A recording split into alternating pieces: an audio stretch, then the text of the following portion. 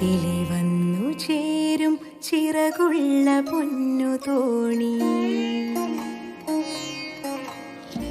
ജനലിലൂടെ അരികെ കളി ചൊല്ലി വന്നു കൂടി. കാറ്റുമെല്ലെ എന്നും എൻ കുഞ്ഞു വീണമീട്ടും. ഞാൻ കാത്തുവെച്ച ചായം കടമായെടുത്തു ചൂടാൻ പതിവായി വന്നു ചേരും കൊതിയോടെ